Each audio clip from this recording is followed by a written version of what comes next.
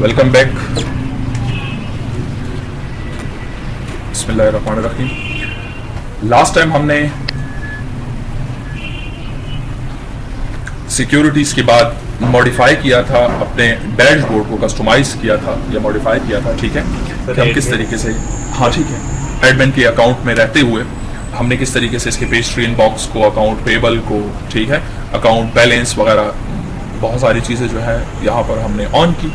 और अब हम मजीद भी इसमें काम करेंगे। आज का जो टॉपिक है, हम इंशाल्लाह मेंटेन में डिफॉल्ट इंफॉर्मेशन को डिस्कस करेंगे। जैसा कि लास्ट लेक्चर में मैं आपको बता चुका था कि तमाम कंपनीज जो हैं या जितने भी अकाउंटिंग सॉफ्टवेयर हैं वो किसी भी कंपनी के साथ काम कर सकते हैं।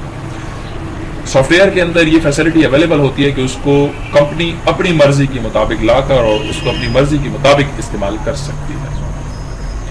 तो पेस्ट्री के अंदर भी यही ऑप्शन मौजूद है। आज हम उसी ऑप्शन को डिस्कस करेंगे कि हम कैसे पेस्ट्री को अपनी मर्जी के मुताबिक जो है सेट कर सकते हैं और फिर उससे काम ले सकते हैं। तो इसी सिलसिले में आप सबसे पहले मेंटेन में आ जाएंगे, डिफॉल्ट इंफॉर्मेशन, और डिफॉल्ट इंफॉर्मेशन में सबसे पहले मैं लूंगा कस्टमर को, कि मैं किसी कस्टमर के साथ किस बिहेवियर के साथ या डील जब मैं करूंगा तो मेरा बिहेवियर क्या होगा, मेरी कंपनी का क्या बिहेवियर होना चाहिए।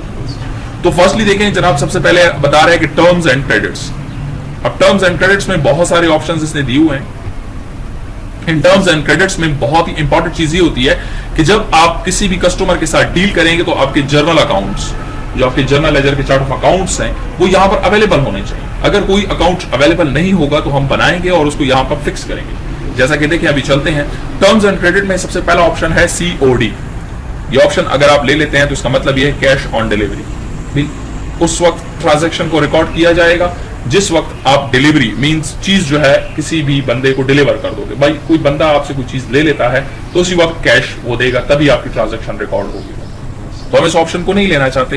प्रीपेड, प्रीपेड से मुराद ये कि पहले अदा करो और बाद में जो है चीज लोगे, मतलब कस्टमर पहले रकम अदा करेगा और बाद में चीज लेगा। मैं आपको आसान एग्जांपल ये दे सकता हूं कि आपके पास पेस्ट्री या आपके पास यू फोन के हवाले से मैं आपको एग्जांपल, या सेलुलर्स, हमारे पास जो कंपनीज है हमारे पाकिस्तान के अंदर, यू फोन है, टेलीनार है, मोबिलिंक है, इस तरीके से ये आप अगर इनसे कोई भी कार्ड, फॉर एग्जांपल आप कार्ड परचेज करना चाहते हैं तो दो किस्म के ऑप्शंस ये आपको देती हैं, पोस्ट पेड एंड प्रीपेड।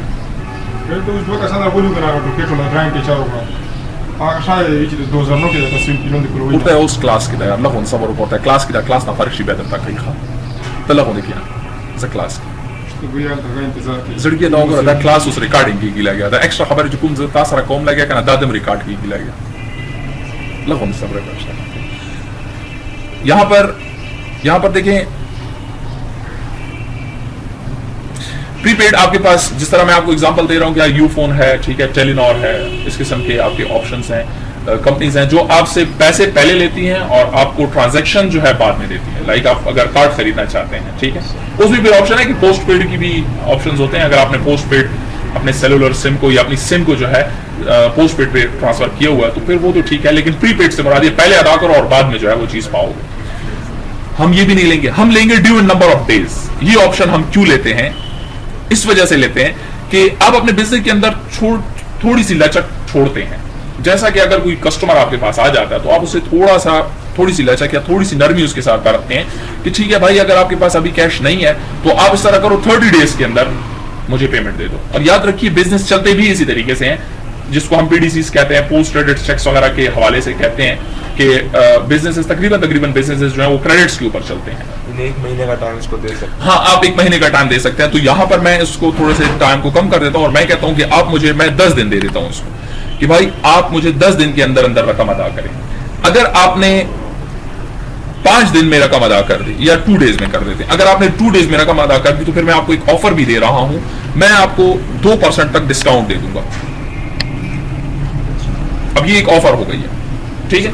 हाँ, आपने उसे कहा बेशक आप 10 दिन में पैसे अदा करो, लेकिन अगर आपने 2 दिन में पैसे अदा कर दिए तो मैं फिर आपको 2% तक डिस्काउंट दे दूंगा। फॉर एग्जाम्पल उसने 10,000 रुपए आपको देने हैं, ठीक है, या 1,000 रुपए उसने आपको देने हैं और आपने उसको बता दिया कि 10 दिन के अंदर अदा कर दो, फिर डिस्काउंट दे दिया तो वो कहने लगा कि ठीक है भाई 2 दिन में मेरे पास पैसे आ गए हैं, मैं 2 दिन में पैसे अदा कर देता हूं। तो अब वो आपको 2% कम मीन 1000 रुपए का 2% जितना भी निकलेगा 20 रुपीज निकलते हैं, ठीक है, तो वो 20 रुपीज कम आपको देगा, मीन 980 रुपीज आपको देगा। क्यों? क्योंकि आपने उसको डिस्काउंट ऑफर किया हुआ। उसके बाद आप उसको क्रेडिट लिमिट दे रहे हो कि आप उसे कह सकते हो कि आपकी क्रेडिट लिमिट जो है आपकी उधार की, मीन्स आप मुझसे क्रेडिट पर इतनी लिमिट तक चीजें खरीद सकते हो, मतलब 2500 रुपए तक, डॉलर तक, जो भी करेंसी आपकी चल रही है, मतलब बेस करेंसी जो भी है, उस तक आप मुझसे क्रेडिट लिमिट परचेज कर सकते हो। मतलब क्रेडिट में अगर आपके कार्ड में आपके पास पैसे नहीं है तब भी आप क्रेडिट पर भी मुझसे परचेजिंग कर सकते हो, और टर्म्स एंड कंडीशंस ये ऊपर वाली होंगी, इसके ऊपर भी जो। अब इस क्रेडिट लिमिट का स्टेटस आप क्या देना चाह रहे हो?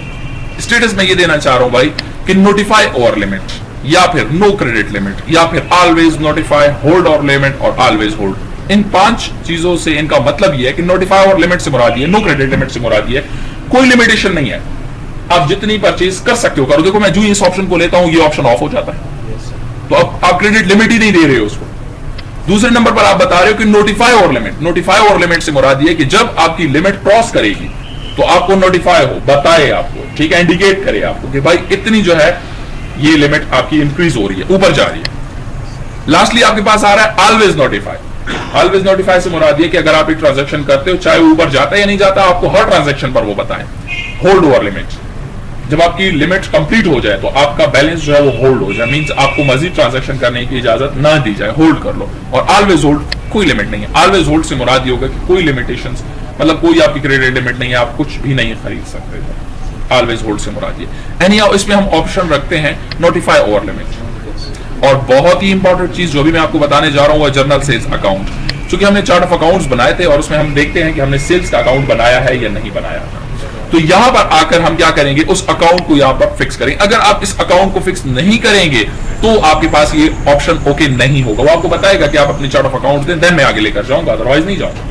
ये जो कैश ऑफ अकाउंट जब मैं बनाया था वो वाला नहीं, ये आपके पास है sales account, journal sales account. क्योंकि कस्टमर को जब आप चीज बेचोगे तो आपको पैसे देगा, वो आपके पैसे कहां जाएंगे, वो आपके सेल्स अकाउंट में जाएंगे।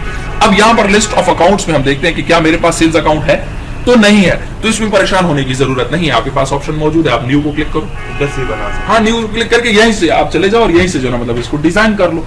तो मैं देख लेता हूं कि मेरे पास सेल्स अकाउंट जो है वो कौन सी आईडी के अंदर महफूज है, मतलब मैंने उसको कौन सी आईडी के अंदर स्टोर किया था।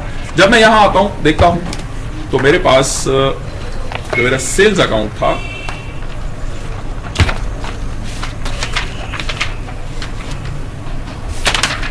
वेल दिस वन, तो ये है मेरा 4001, ठीक है। मैं इसको डिस्क्रिप्शन दे देता हूं, सेल्स अकाउंट, ठीक है, और मैं इसकी अकाउंट टाइप रखूंगा ये मेरे पास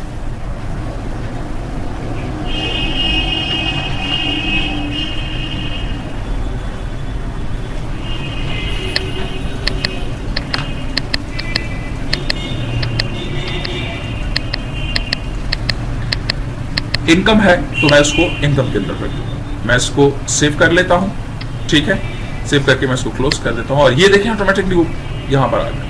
अब जर्नल आपके पास डिस्काउंट अलाउंट, मतलब अगर आप ये जो डिस्काउंट ऑफर कर रहे हो यहां पर, तो वो कौन से अकाउंट से कटेगा, तो आप इधर क्लिक करके अगेन न्यू पे जाते हैं और एक डिस्काउंट अलाउ के नाम से आप एक अकाउंट बनाते हैं। क्योंकि देखिए डिस्काउंट रिसीव और डिस्काउंट अलाउ दो किस्म के अकाउंट्स होते हैं आपके पास। रिसीव मीन कि जब आप डिस्काउंट रिसीव करते हो, अलाउ मीन जब आप डिस्काउंट देते हो। तो यहां पर मैं एक डिस्काउंट अलाउ के नाम से एक अकाउंट बनाऊंगा जिसके लिए मैंने आईडी रखनी है